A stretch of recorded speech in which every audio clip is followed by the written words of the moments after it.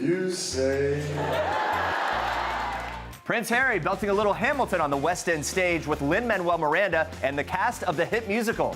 Aretha Franklin honored by fans during the final public open casket viewing before the Queen of Soul's funeral. See how Paris and Prince Jackson honored their late father Michael Jackson at his 60th birthday celebration. Find out what Serena and Venus Williams are saying about their upcoming face-off at the US Open.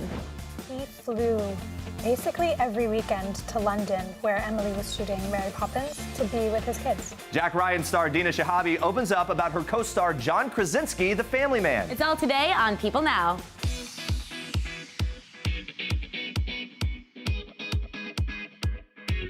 Good afternoon, everybody. Welcome to People Now. Good to see you. I know, happy Thursday. Very exciting, we're getting there. Yeah, we're kicking off this lovely Thursday with a pretty interesting proposition for you. Researchers from 4 American universities are seeking people who are willing to eat avocados every day for 6 months. That's a long time. It's all in the name of science here. It's a study to determine the weight loss effects of avocados. Could you do it? I could do it because I eat avocados all the time, almost every day. I could do it if it was guac the whole time. You don't really like avocados that much. I love avocados.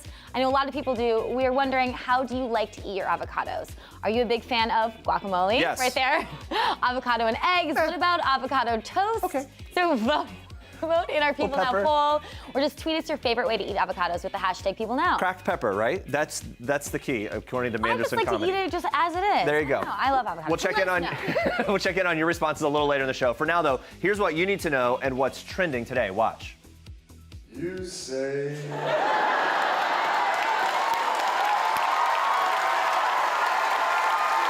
That's definitely not going to happen. He did try, but I said no.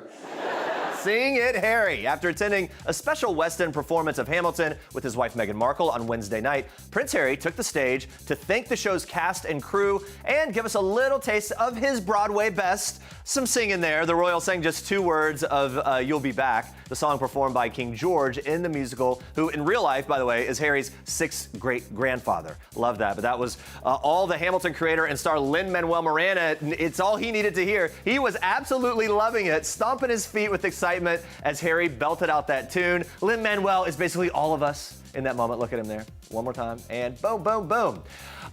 Earlier, Miranda told reporters that it would be, quote, fun and surreal to see the show alongside a member of the royal family, commenting that you don't often get a direct descendant of one of your main characters. For their special evening out, Markle wore a black tuxedo mini dress by Judith and Charles, while Harry opted for a navy suit.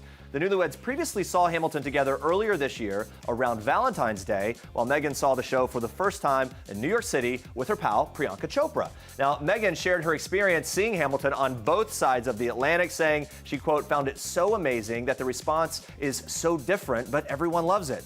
The night out also served double duty as a fundraiser for Harry's charity Sentabale, which he founded back in 2006 to support young people impacted by HIV in Africa. Now, while on stage, he thanked the crowd for their help, raising what he called a huge amount of money to change the lives of thousands of children in Botswana.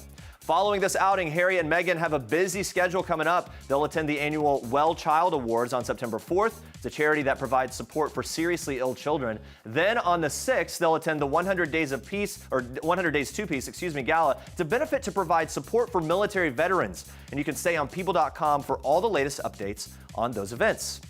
Guys, Aretha Franklin laid in repose in a different outfit for the final public open casket viewing before her funeral. On Wednesday, the late Queen of Soul was dressed in a powder blue dress and matching shoes in a bronze casket, a change from the red suit and crimson pumps that she wore in a gold-plated casket on Tuesday.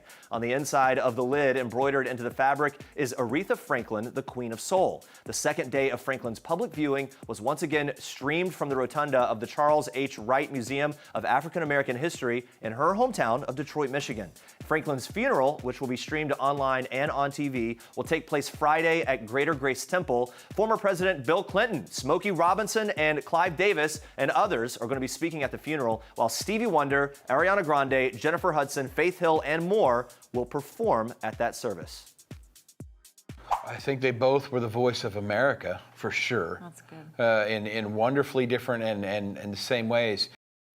Garth Brooks and Trisha Yearwood are currently building homes for Habitat for Humanity in Indiana, but the couple took some time to open up about the recent deaths of Aretha Franklin and U.S. Senator John McCain. Brooks reflecting on how both Franklin and McCain had a way of bringing the world together in times when we needed it the most. Anytime that unity can be shared, that's a beautiful feeling. I think that's what those two pushed very hard for, and I think that's what their voices were for. And it makes total sense for us this week because that's all about what Habitat is about. So I would like to just echo in their names what I think they wished for all of us, and that was to be one. Guys, on Wednesday, 20-year-old Paris Jackson joined her older brother Prince in Las Vegas to celebrate what would have been their late father's 60th birthday. The siblings attended the event, dubbed the Michael Jackson Diamond Birthday Celebration, to accept the Elizabeth Taylor Legacy Award on behalf of their father for his humanitarian work with the Elizabeth Taylor AIDS Foundation. Now, while on stage, Paris paid tribute to the King of Pop by doing the moonwalk, the move that became, of course, Jackson's signature since the 80s. Her brother Prince, meanwhile, was dressed in a look reminiscent of his dad's style: black pants, white tee, a red bomber jacket. And according to his brother Tito, Michael Jackson is resting easy, knowing that his children are turning into productive adults. Tito tells People Michael would, quote, be very proud of them to see them grow up as well as they have. Tito goes on to add, being in college and all the wonderful things that Paris is doing, and Prince and Blanket as well, he would be very, very, very proud of his kids. The main thing for me as I look at those images, it's amazing to see how they're growing up, right? Yeah, like it's been so long, they're yeah, definitely, very quickly. adults here, yeah. All right, you have more for us in Star Trek. I do. We are kicking off Star Treks with a 3.5-mile tribute to Barack Obama. This is really amazing, you guys.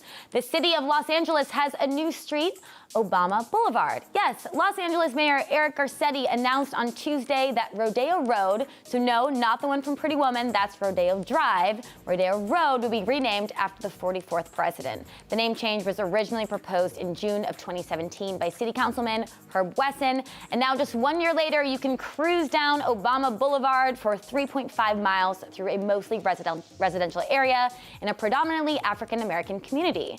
The newly named Obama Boulevard will intersect Martin Luther King Boulevard at Rancho Cienega Park, which is very fitting because it's the location where a campaign rally during Obama's historic 2008 presidential campaign was held. There's been rumors about the Obamas moving to LA once Sasha graduates high school, so maybe this sweetens the deal. I don't know, if you have a street named after you, I think it's more incentive, right? Just cruising down. All right, now watch this. This is what our 20-year high school reunion would look like if we actually had it We're right actually there. almost on 30. Oh my God! Yes, Shut we are your that mouth. old, people. 30 We are that years. old. So fun. Saved by the Bell had a mini reunion during a new episode of The Ellen DeGeneres Show. Mario Lopez and Tiffani Thiessen got together to make a few cocktails and talk all about their time on the show almost 30 years ago. It's crazy to spend that much time. Since being on the iconic series, both have become parents to kids who are now old enough to watch the show. And here's how their kids reacted to seeing their parents on the screen. So Harper started watching it a tiny, tiny bit, and I was okay with season 1, but then after that, when like kissing started happening, I was like, no, we're done. Really? Yeah, just like a few more years. I mean, she's 8, you know? My kids have given it a shot.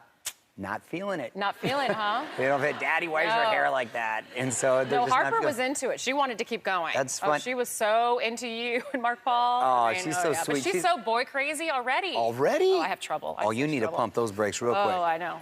It'd be so weird watching your parents on screen, especially for the kissing scenes. And of course, Mario is filling in for host Ellen. It's nice seeing these co-stars back together again, and we're keeping our fingers crossed for an even bigger cast reunion at the 30-year mark. All right, we got some T-Swift for you. Taylor Swift is letting fans get an inside look at what inspired her Reputation album while she's in the middle of her world tour. The singer recently performed a more intimate show for AT&T, which is available to watch on all AT&T video platforms. Throughout the show, Swift takes fans through what was going on during the making of the album. During the performance, Taylor tells fans, quote, "It's legitimately an album about finding love throughout all the noise." She goes on to explain that the message of the album takes a turn from caring about what people think to, quote, living your life sort of in defiance of that, in defiance of your reputation. Swift then explains how she realized the value of not caring, saying, if you can find something real in spite of a bad reputation, then isn't that what matters the most to you? And doesn't it matter the most to you that you know who your real friends are now? Fans can watch the full video, including Swift performing a few hits on all AT&T video platforms today. And those are your Star Treks for today. I can't stop singing Delicate. Like I'm just It's really looping good. T Swift these days, loving that. Stay with us, guys. It's a sister showdown this week at the U.S. Open. Tennis champs Serena and Venus Williams facing off. We have all the details. Plus, Jack Ryan star Dina Shahabi is opening up about co-star John Krasinski and revealing just how good of a dad and husband he really is. You're going to love this story. I know. All right, we've been asking about how you like to eat your avocados. Let's take a look Study. at the results from our People poll so far. Do we have the results? Are I they don't in know. yet? Let's see what they are. Guacamole! Hey, that's my favorite too. No, I feel like sometimes in these polls, there's always one that just runs away with it. I'm not surprised that guacamole is doing the best. All right, well, guess what? Let me say this really quickly. Secret ingredient to the guacamole being over the top, a little minced jalapeno. Okay, do you make your own guacamole? No, Neither do I. but I've seen I it like be to made many test- times. It is like to delicious. taste test it. Yeah, Tara, actually, my wife does make it. Okay. I'll help. I'm so sad. Anyway, keep voting in our avocado poll. Maybe send us some recipes for guacamole and you can Yeah, work on please that. do. Or creative new ways to do it that we haven't thought of. All right, now back to this. Tennis superstars Serena and Venus Williams will face off in a sister showdown on Friday at the U.S. Open, marking the 30th time they've squared off in a professional setting. It'll be the first time they go head-to-head in a Grand Slam since the 2017 Australian Open final. Now, when asked about the upcoming match, Serena Williams said on Wednesday, it's, quote, definitely going to be a really tough match for me, even though Venus has not won a match against Serena in a Grand Slam event since the 2008 Wimbledon final. Serena goes on to add, unfortunately and fortunately, we have to play each other. We make each other better. We bring out the best when we play each other. It's what we do, so I think we're used to it now. And Serena added that she never roots against her sister, no matter what, and she calls that the toughest part about facing her on the court. That's tough because she obviously wants to win. She doesn't want her sister to lose. It's tricky, or they just being nice. I don't know. It's fun trying to figure out how this match is going to go. Overall, Serena leads the head-to-head, winning 17 times over Venus's 12. In Grand Slam matches, Serena leads Venus 10-5, but on hard courts, which is what they'll play on Friday, it's a lot closer. Serena has 10 wins while Venus has 9, so there it's pretty close. Yeah, the stakes are high for the sisters this year. Serena is seeking her 7th U.S. Open title, which would break a tie for the most in the Open era, which I think gives her the edge. Like, Yeah, I think she so needs, too. you know what I mean? If you're rooting. This would also be Serena's 24th major trophy, breaking a tie for the most in any era, this according to the New York Times. Meanwhile, Venus has won 7 major titles, but none since she defeated Serena at Wimbledon in 2008. Serena and Venus will face off on Friday in the 3rd round of the U.S. Open. The time of that match is still to be announced. Very exciting. Could you play against your sibling? No, I would. I think with this situation, it would maybe be like I would feel. I think they truly do root for each other, but they would be able to tell if the other one was taking it easy on them. You know what I mean? Like, Yeah. I think they would really up each other's game. I feel like if you beat your sibling and they had a hard time with it or crying, I feel really bad. But I still want to win because I'm very competitive. So I'll take you down. my I'll hug you sister's coming after. down. I'll hug you after, but I'm gonna take you down. All right, moving on to this. It looks like Daryl Hannah and Neil Young tied the knot twice. The first time on his yacht in Washington State way back in July, the second time last week in California. So a local boat captain in Washington's San Juan Islands tells people he watched a small, intimate gathering take place on Young's 1913 vintage boat, the WN Raglan, on July 27th, saying, I saw a boat down at the end of the dock that I hadn't recognized from a distance, so I thought I'd walk down and see what boat it was. That was when he spotted Young inside the pilot house of the 101-foot yacht. Okay, first of all, a vintage boat and a yacht, like that's cool. I would want to spy too. But a couple days later, he noticed people aboard the yacht telling people, I thought, gosh, that looks like a wedding. We got out the binoculars and looked, and sure enough, it looked like a wedding was going on. All we could really see was the officiant and the couple because we were some distance away. They threw some flower petals and wrapped it up. Thank God for these nosy neighbors. I know. For our sakes. Page 6 is reporting that the newlyweds had a larger ceremony for about 100 guests, including Joni Mitchell and Stephen Stills, near San Luis Obispo, California. That was on August 24th. Yeah, now the couple is yet to confirm the news, but fans and friends have been congratulating them on social media as the rumors swirl. Now, furthering the speculation, Hannah shared a cryptic Instagram on Sunday of a white owl, captioned, someone's watching over us, love and only love. I mean, maybe it means they got married, maybe it's just an owl that she really likes, I don't know. The pair went public as a couple in 2014, shortly after Young ended his 36-year marriage to ex-wife Peggy, Young said they faced criticism from friends, including his former bandmate David Crosby. He told Yahoo, quote, "When we got together, even some of my good friends were negative about it, and I could never understand it. Daryl is a wonderful human being, and I'm very lucky to know her. That's all I was thinking." I love their love. They seem very happy, and the two marriages, the two weddings, Yeah. and the secret settings, I kind of like. Good for them. Dig it. Celebrating. All right. Kanye West shared a screenshot of a text conversation between himself and Caitlyn Jenner to Twitter on Tuesday, a surprise to fans of Keeping Up with the Kardashians who've been following the ongoing feud between Caitlyn and her stepchildren. And the convo appears to be initiated by Jenner, who sent West a picture of her friend and rumor partner, Sophia Hutchins, posing in items from Kanye's Yeezy line, writing, "Sophia loved the first set of looks your team left and went all Yeezy for her travel outfit today. We love your looks," adding, "Thanks again." Now, West replied, "So awesome, you're welcome." Sophia shared the same shot on her Instagram. She's wearing gray bike shorts, an oversized sweatshirt, white Yeezy sneakers, sleek shades in front of an orange sunset. She tagged Yeezy Mafia and captioned it, "I feel fall in the And those air." are beautiful pictures, by the way. Now, West seems to have maintained a friendly relationship with Jenner, despite the former Olympian's rocky relationship with the rest of the Kardashian crew. Kanye's wife, Kim, even went so far as to call her former step-parent a liar in a 2017 episode of Keeping Up with the Kardashians. So maybe Kanye can mend this one? Hey, nothing some Yeezys can't fix, I'll right? just put it out there. I'll post a picture wearing any Yeezy stuff he sends me. Same. All right, guys. Send it over. I don't know about you, but we are very excited for this. Watch. I think I'm falling. We will survive whatever you have planned because we are Endgame. Tell me a secret. Wanna know where you keep it. Secret. Help! Somebody help! Oh boy, the trailer for Riverdale's Season 3 dropped today, picking up where Season 2 left off. The clip shows Archie in handcuffs after being falsely arrested for murder. I'm here for the soundtrack, among Yeah, everything same. else. Shortly after he's seen in bed with girlfriend Veronica, suggesting that Archie doesn't stay in jail very long, people. And despite any legal issues, Veronica is standing by her man.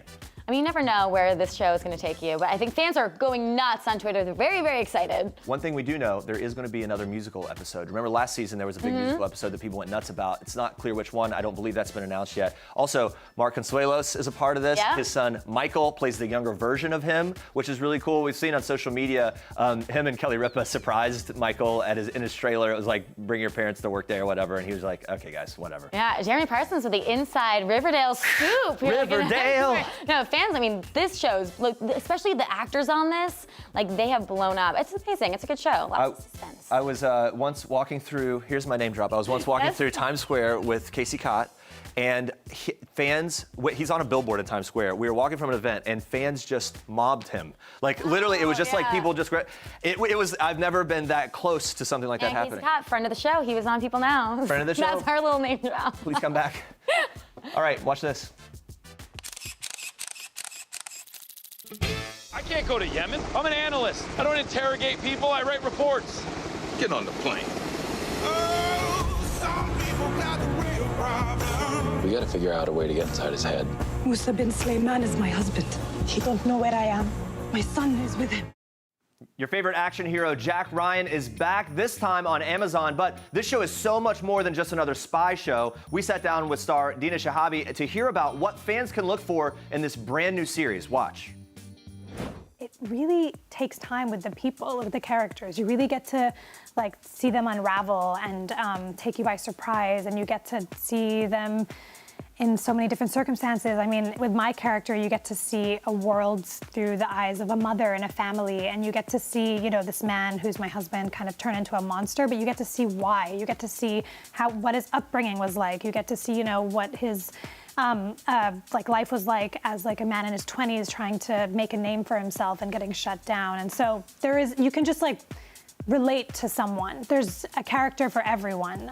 You've said in the past how difficult it's been to find roles that don't just portray Arab women as the victim in some way. Yeah. How do you think your character breaks the mold of that in this particular project? Well, she's a three-dimensional human being. Yeah. That's how you break the mold. You don't just have to portray only powerful, you know what I mean? I get to portray powerful, smart, but also flawed and also really vulnerable, and you get to see her in situations that you don't necessarily see women like that. So I I felt like this really like intimate kind of rawness. It's a very vulnerable role for me, and so I hope people have that same connection to it the way I did. And Sure.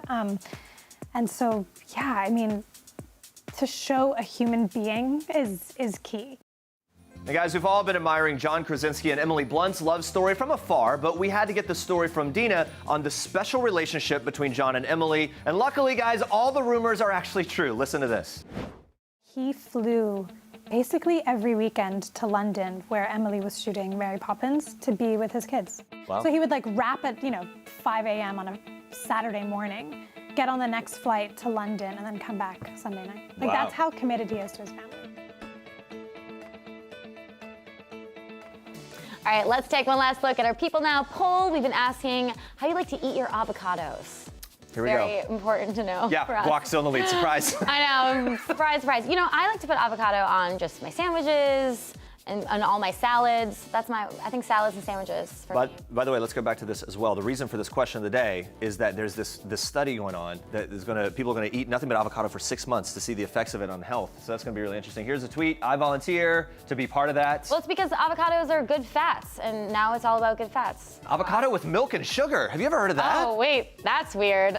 People are Believe shaking me, their please people are send shaking the their heads recipe. in here.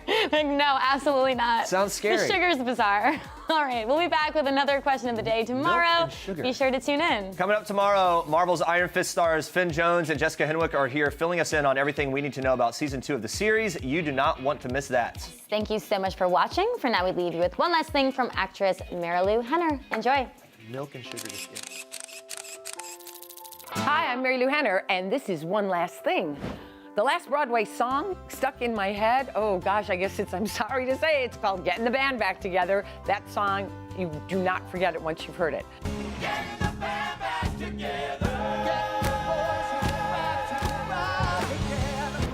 The last time I got embarrassed, you know what, I'm never embarrassed, but the last time I embarrassed someone was definitely my son last night. The last time I laughed so hard I cried, I laugh all the time at my kids. I mean, my two boys, 22 and 24, they make me laugh when they get together, and I just cry with joy at seeing them, and they're both hysterically funny.